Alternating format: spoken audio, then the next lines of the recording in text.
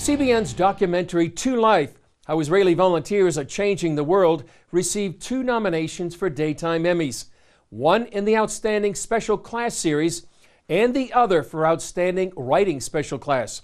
Here's a look at one of the Israeli organizations highlighted in the film, Springs of Hope.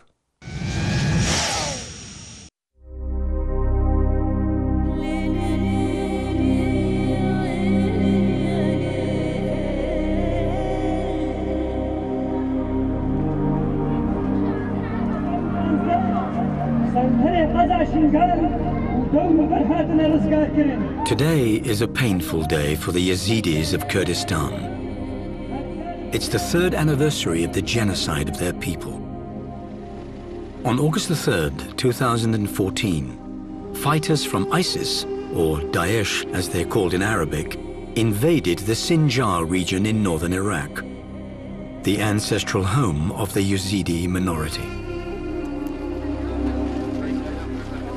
Some 200,000 Yazidis fled Sinjar.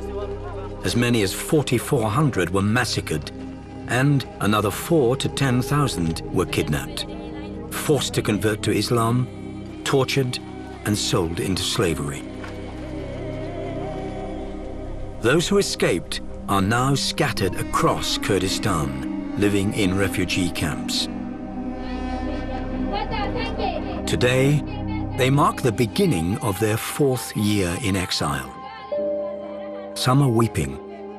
Most are silent. All of them are wondering when the world will take notice. Standing with them is an Israeli woman who has dedicated her life to helping them however she can.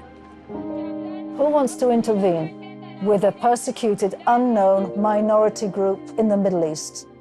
My conscience will not let me sit at home. Although out of my depth more than ever, I said I cannot walk away. Why the Yazidis? I ask myself questions and I don't have answers. It was here in the Sharia refugee camp that Lisa got her first look at the women who had been kidnapped by ISIS. We had worked since 2002 with victims of terror in Jerusalem, specifically widows and the younger kids that had fallen between the cracks. I had also been doing research for many years on the global funding of terror.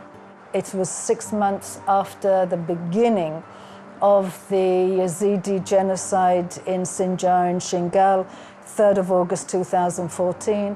I begged, insisted, pleaded that we come up here, drove up to Sharia camp, walked around Sharia camp, flew back to Israel, and I was wrecked. I was just undone. I think I just jumped in pretty stupidly without knowing what I was jumping into, and realized that we had, as Israel, a small role to play regarding the women and the kids who are coming out of Daesh.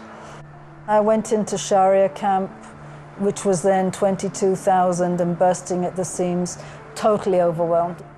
If the UN can't cope, who are we to even dare to think that we can, a drop in the bucket?